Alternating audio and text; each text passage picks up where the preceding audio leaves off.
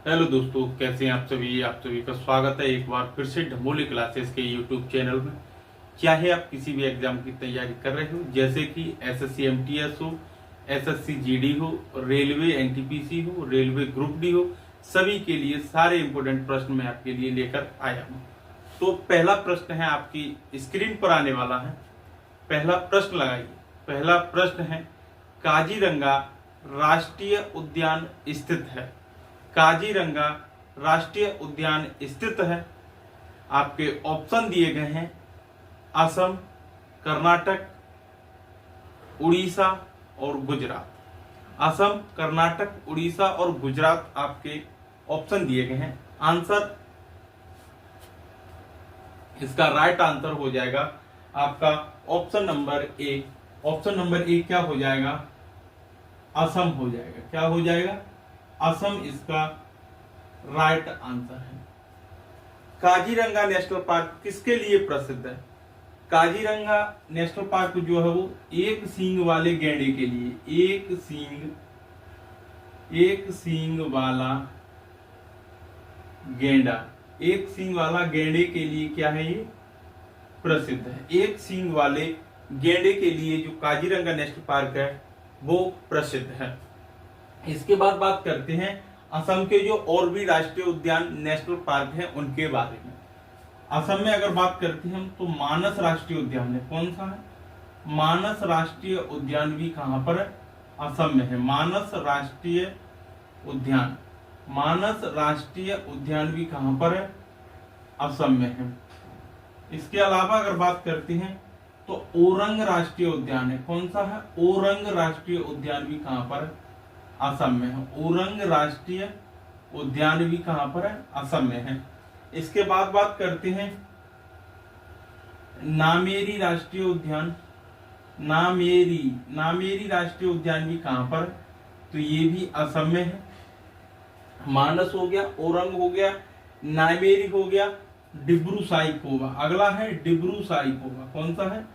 डिब्रू साइखोवा। डिब्रू साइखोवा, डिब्रू साइखोवा जो है वो असम में ही क्या है? राष्ट्रीय उद्यान है।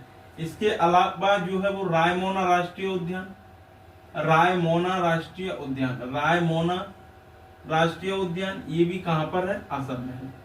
तो असम में कौन कौन से हो गए? मानस राष्ट्रीय उद्यान हो गया असम में, ओरंग राष्ट्रीय उद्यान हो गया, नामेरी राष्ट्रीय उद्यान हो गया, डिब्रू साइखोवा हो गया और रायमोना राष्ट्रीय उद्यान भी कहां पर हो गया? असम में हो गया। इसके अलावा अगर हम बात करते हैं जो आपको ऑप्शन दिए गए हैं, जैसे कि उड़ीसा दिया गया है। अब बात करते हैं हम उड़ीसा के, तो उड़ीसा में कौन कौन से हैं? उड़ीसा में जो राष्ट्रीय उद्यान दिए गए हैं वो उड़ीसा में कौन कौन सा दिया गया है? उड़ीसा में दिया गया आपका सिमलीपाल राष्ट्रीय उद्यान। कौन सा है? सिमलीपाल राष्ट्रीय उद्यान, ये उड़ीसा में है। सिमलीपाल राष्ट्रीय उद्यान कहां पर है? उड़ीसा में है। इसके अलावा उड़ीसा में एक और है भीतरकनिका। कौन सा है? भीतरकनिका राष्ट्रीय उद्यान। भीतरकनिका राष्ट्रीय उद्यान भी कहां पर है? तो ये भी कहां पर है? उड़ीसा में है। भीतरकनिका राष्ट्रीय उद्यान भी कहां पर है? उड़ीसा में है। उड़ीसा में कौन कौन से हो गए? सिमलीपाल हो गया, भीतरकनिका हो गया। इसके अलावा बात करते हैं हम, ऑप्शन एक और दिया गया है उसमें कर्नाटक। कौन सा दिया गया है? कर्नाटक। कर्नाटक राज्य में कौन कौन से राष्ट्रीय उद्यान है इनके बारे में बात करते हैं। तो कर्नाटक में जो है वो बन्नेरघट्टा राष्ट्रीय उद्यान है। कौन सा है? बन्नेरघट्टा। बन्नेरघट्टा जो राष्ट्रीय उद्यान है वो कहां पर है? बन्नेरघट्टा राष्ट्रीय उद्यान कर्नाटक में हो गया।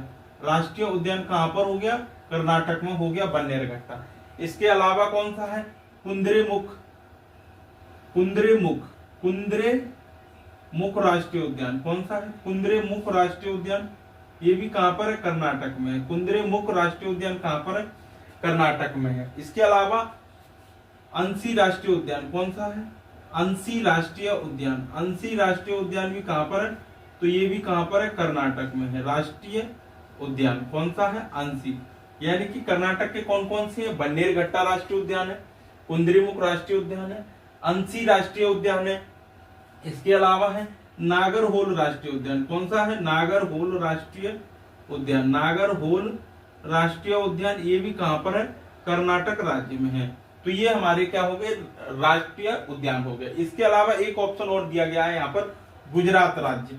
तो गुजरात राज्य की अगर बात करते हैं तो गुजरात राज्य में कौन सा राष्ट्रीय उद्यान दिया गया है? गुजरात राज्य में जो है वो होता है गिर वन राष्ट्रीय उद्यान। कौन सा है? गिर वन राष्ट्रीय उद्यान। गिर वन राष्ट्रीय उद्यान। गिर वन राष्ट्रीय उद्यान कहां पर है? तो ये गुजरात राज्य में है। ये असम राज्य के हमने कर लिए, ये उड़ीसा का हो गया, ये कर्नाटक के हो गए और ये गुजरात का हो गया। कौन सा? गिर वन राष्ट्रीय उद्यान हो गए। चलिए दूसरा प्रश्न लगाइए स्क्रीन पर। दूसरा प्रश्न आपकी स्क्रीन पर आ रहा है। दूसरा प्रश्न है, राष्ट्रीय सफाई कर्मचारी आयोग की स्थापना कब हुई थी? राष्ट्रीय सफाई कर्मचारी आयोग की स्थापना कब हुई थी? इसका आंसर आपको बताना है। आपके ऑप्शन दिए गए हैं 1993, 1993, 1994, 1994, 1995 और 1996। आपके ये 4 ऑप्शन दिए गए हैं, आपको इसका आंसर बताना है। राष्ट्रीय सफाई कर्मचारी आयोग की स्थापना, तो राष्ट्रीय सफाई कर्मचारी आयोग की जो स्थापना हुई थी, इसका राइट आंसर है option number B. Option number B इसका राइट आंसर है 1994। 1994 में राष्ट्रीय सफाई कर्मचारी आयोग की स्थापना हुई थी। अगर आपसे एग्जैक्ट डेट पूछे तो 12 अगस्त 1994। कब हुई थी? 12 अगस्त 1994 को इसकी स्थापना हुई थी। और इसके अगर अधिनियम की बात करते हैं, राष्ट्रीय सफाई कर्मचारी अधिनियम कब आया था? तो ये अधिनियम जो आया था वो आया था 1993 में, 1993 में। अधिनियम जो आया था वो आया था 1993 में। 1993 में अधिनियम आया था। इसका गठन की जरूरत क्यों पड़ी? तो इसके जो है वो कर्मचारियों के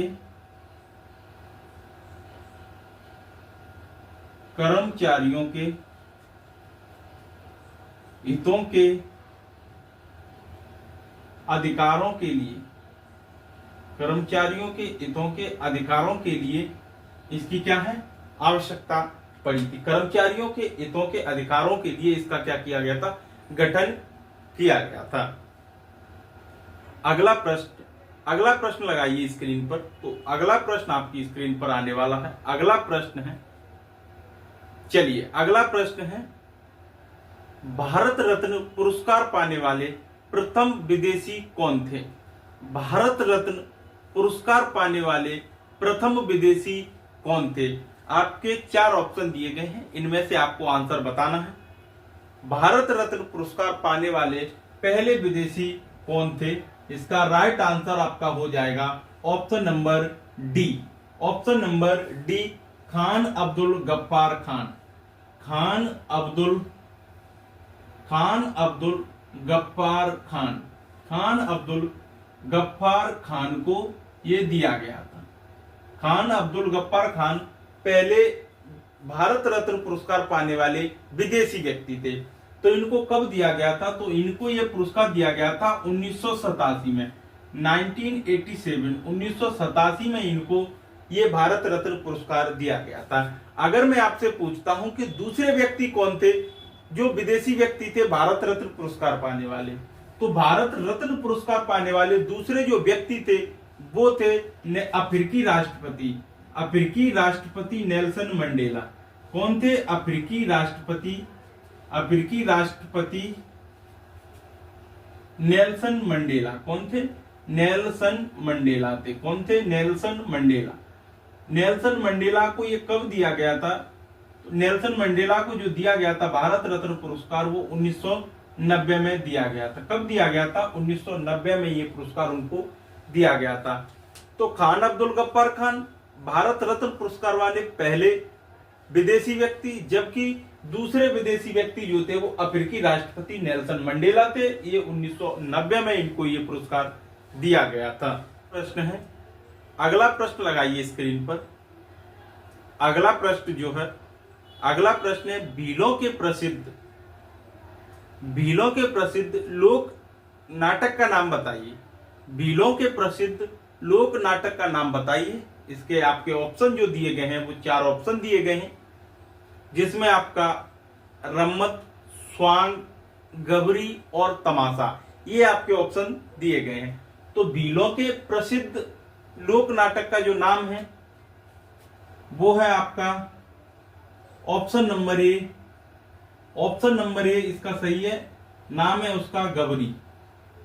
भीलों के प्रसिद्ध लोक नाटक कौन सा है? गबरी है। कौन सा है? गबरी है। जो कि किससे संबंधित है?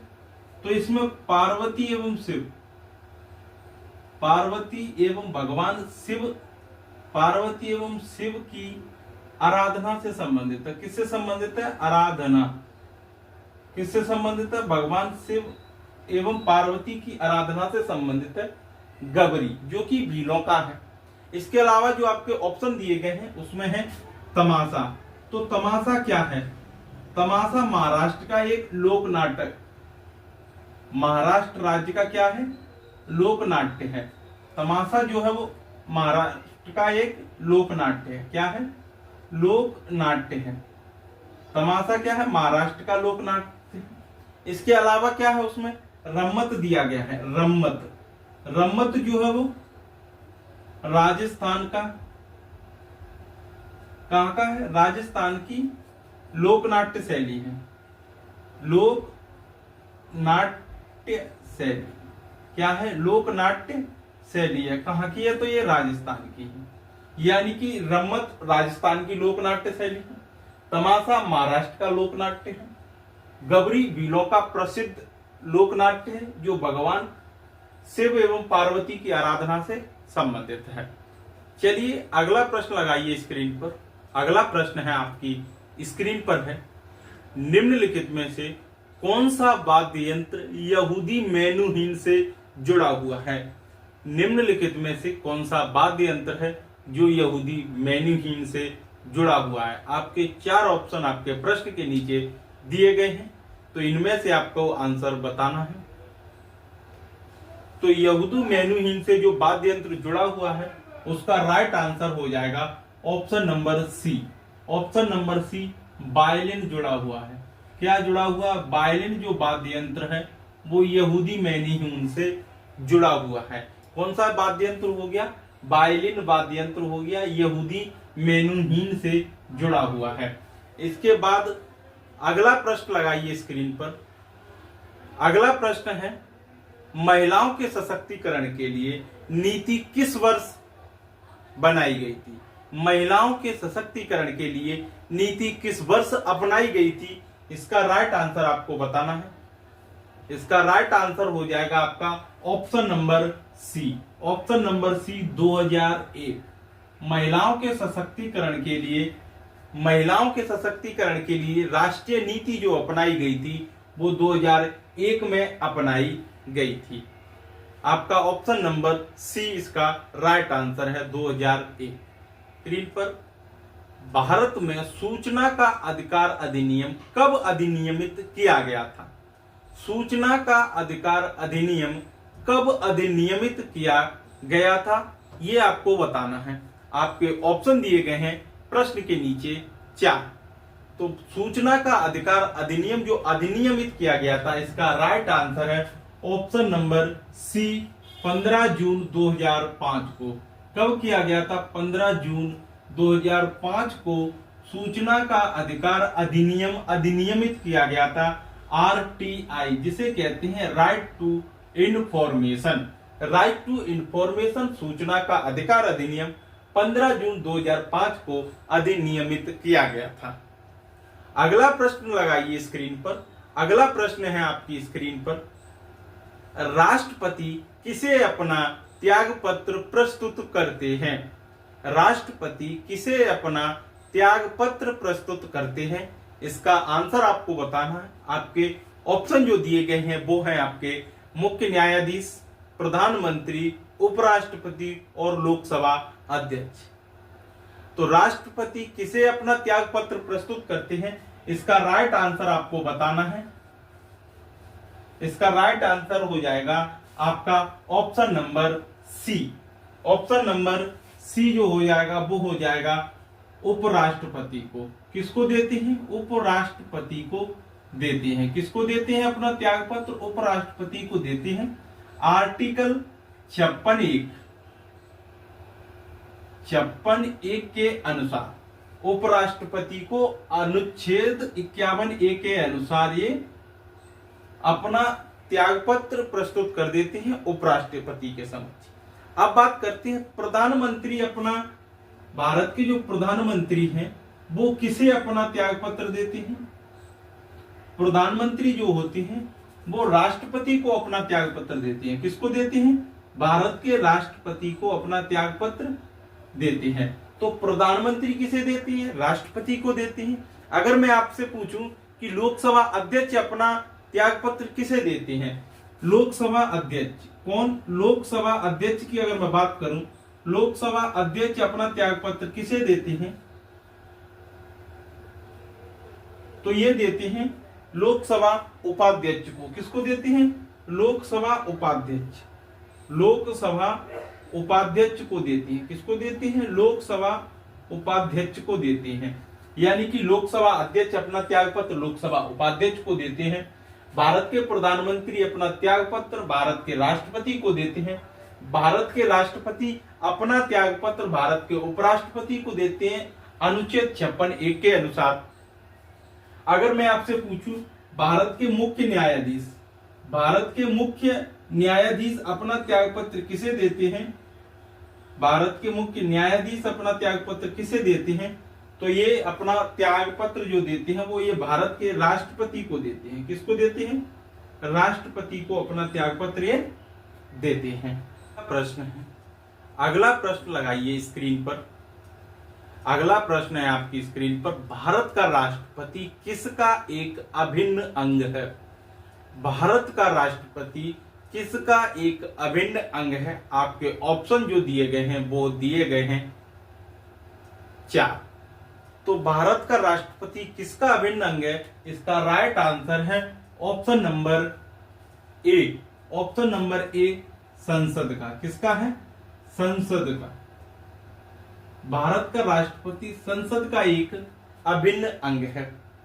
अब संसद में कौन कौन होती है? तो भारत का क्या होगा? राष्ट्रपति होगा एक। राष्ट्रपति। संसद किससे मिलकर बनी होती है? तो राष्ट्रपति, राज्यसभा और लोकसभा। राष्ट्रपति, राज्यसभा व लोकसभा से मिलकर संसद बनी होती है। राज्यसभा और लोकसभा को हम दोनों सदन कहते हैं। आर्टिकल 79 अनुच्छेद 79, अनुच्छेद 79 क्या कहता है? अनुच्छेद 79 कहता है कि संघ के लिए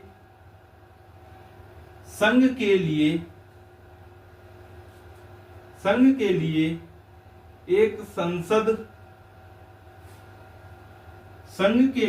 संसद होगी जो राष्ट्रपति व दोनों सदनों से मिलकर बनी होती है। दोनों सदन अर्थात राज्यसभा व लोकसभा से मिलकर बनी होती है।